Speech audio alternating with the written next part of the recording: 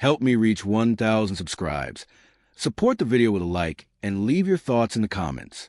I read every comment. Thanks. I had never imagined that one night out with her friends would change everything. I thought I knew Emma. Thought I understood her laughter, her silences, the way she tilted her head when she was thinking. But that night, as I watched her through the small crack in the apartment door, the Emma I knew disappeared entirely. It had been a Friday, and I was late finishing work at the agency. The city lights were soft through the blinds, but they didn't reach the shadows in our apartment. I expected a quiet evening, maybe some wine, some laughter between the two of us, but instead, I found an empty apartment and the faint smell of perfume that wasn't mine. I dialed her number once, twice, 3 times. No answer. A message left. Hey, where are you? Everything okay? Nothing. The silence of phone felt heavier than any argument we'd ever had. My chest tightened, but I tried to breathe through it, telling myself she was just with friends, maybe had a late dinner, maybe lost track of time. I took a shower, tried to let it go. I thought I could still pretend tonight was normal, but then her friends started texting me. At first, it was innocent. Hey, we're all at Maya's place, just hanging out. Then the messages became teasing. Emma's been having so much fun, you wouldn't even recognize her. I frowned, a chill crawling down my spine. Something in the way they typed didn't feel casual. I left the apartment and drove toward Maya's building, my mind spinning with questions. Why hadn't she called me? Why had the text from her friends sounded like a warning I didn't want to hear? The elevator ride up was painfully slow, each ding marking seconds that felt like hours. My hands gripped the railing tighter than necessary, the leather of my jacket digging into my palms.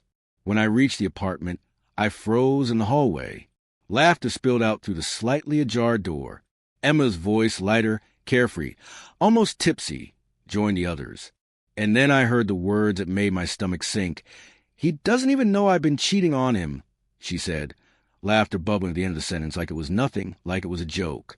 I stepped closer, pressed my ear to the door. The shock was a cold, burning sensation.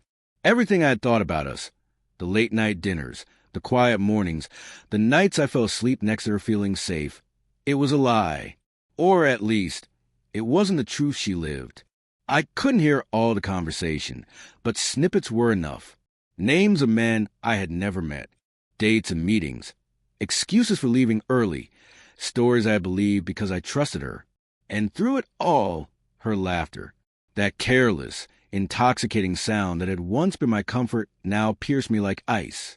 I backed away slowly, trying to process what I had just overheard. My mind raced. Was it just a one-time thing? How long has this been happening? Was I that blind? I replayed every moment in my head. Every time she smiled at her phone while I thought she was checking messages. Every late night she worked late at the studio. I remembered the subtle tension, the half-hearted kisses, the moments when she would flinch from my touch. I had written them off, thinking she was stressed, tired, busy. But now, the truth pressed against my chest like a weight I couldn't lift. I didn't know whether to confront her, to storm in and demand answers, or to leave and let whatever was happening take its course without me. I knew one thing. The Emma I loved was gone, replaced by someone I couldn't recognize, someone who had secrets behind laughter. My hands trembled, and I ran a hand through my hair. I wanted to scream, but no sound came. I lingered in the hallway longer than I should have, feeling both anger and disbelief. My phone buzzed again, another text from a friend. Don't come in, he'll ruin the fun. Just let her be happy tonight. That was when the truth hit me like a punch. They weren't inviting me. They were warning me that what I loved was no longer mine to protect, no longer mine to understand. My instinct screamed at me to leave, to walk away and never look back. But my heart, stubborn as it always had been, made me step forward toward the door, toward her laughter. I pressed my hand against the cool wood, listening to her voice float through the crack once more. The joy, the intoxication, the carelessness. It was all betrayal, and it cut deeper than anything I had ever felt. I could feel the story of our life together. 13 years, crumbling in that moment. And yet, I didn't knock. I didn't call her name. I just stood there, heart pounding, knowing that everything had changed. The Emma I had trusted, the woman I had shared every part of my life with, was now someone I couldn't reach. Someone who had laughed in secret while she betrayed me. I didn't know if I could confront her tomorrow. I didn't know if our marriage could survive this, or if survival meant something else entirely. Something that required me to change the rules of our life without her realizing it yet. One thing was clear. I couldn't stay the same. Whatever happened tonight, the silence of the apartment, the laughter spilling out of that door, it had rewritten everything. And then, just as I was about to step back, I heard her voice again, closer, whispering a name that wasn't mine. My hand tightened on the doorframe, my knuckles whitening. That single word, the name of someone new, someone she had hidden in plain sight, was the last sound I needed to hear to know that my life was about to fracture in ways I had never imagined.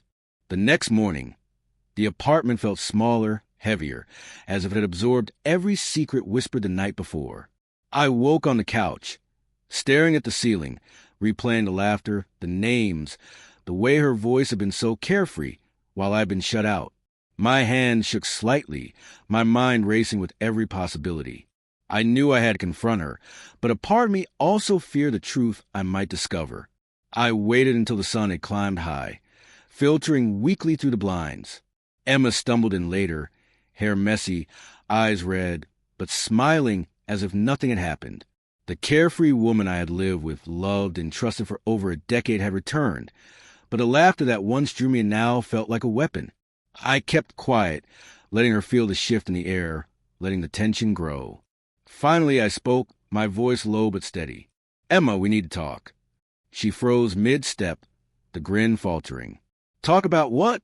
she asked, though her voice carried a subtle tremor, one I hadn't noticed before. I took a deep breath, trying to anchor myself. "I heard you last night. I heard everything." Her smile disappeared. Her eyes darted to the floor, then back to mine, searching for some way to laugh this off, to gaslight the situation into nothingness. "It's not. I mean, you misheard." I shook my head, feeling a surge of anger mixed with cold clarity. "I didn't mishear. You laughed with your friends, and you said it yourself. He doesn't even know I've been cheating on him." Her lips parted, a murmur of protest on the edge of escape, but I cut her off. "I don't want excuses, Emma. I don't want lies. I want the truth. Who is he?" She looked away, finally admitting it, though her voice was barely a whisper. It's David. I've been seeing him for months." The room seemed to constrict around me. Months she had hidden this life from me, while I believed in us. Months of stolen texts, secret meetings, stolen glances, all while pretending to smile at me over breakfast. I felt a strange attachment, as if I were watching a horror film where the protagonist had no control. Yet this was my life. I sat down heavily, letting the shock wash over me, then leaned forward. "And the lies? The pretending? Was that part of your fun?" Her eyes welled up, not with remorse, but a flicker of panic. I didn't mean for it to go this far. I got caught up. It wasn't about you not being enough. I cut her off again, not angry but coldly calm. "It was about respect, Emma. About honesty. You took what we had and tore it apart while laughing with people who were never supposed to witness it." Her voice dropped. I didn't know how to tell you. I shook my head slowly, a bitter taste of disappointment on my tongue. "You didn't care enough to try. That's the difference." For a moment, we just sat there, silence stretching between us like a canyon carved from every lie and betrayal.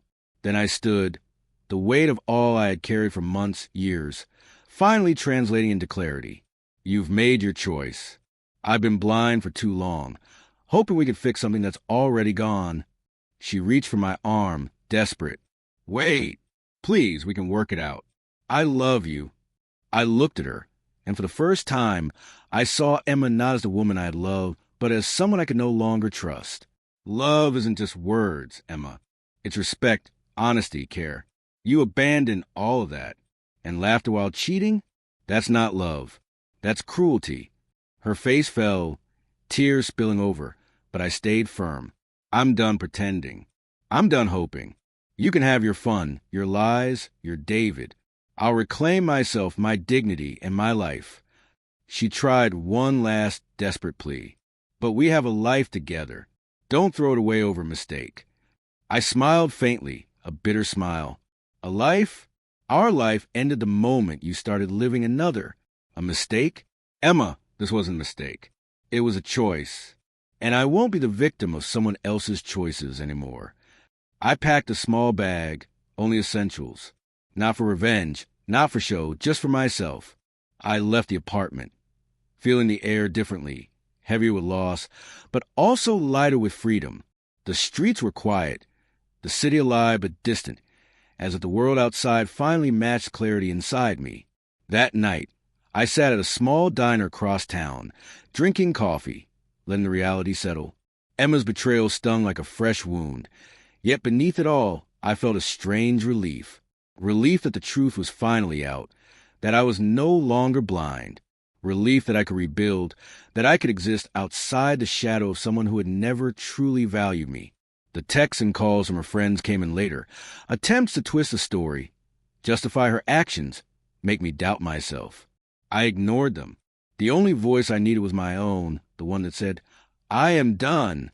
I am free. I will no longer be unseen, unheard, or disrespected. Weeks passed. Emma continued her life with David. Social media pictures and stories tracing her joy without me.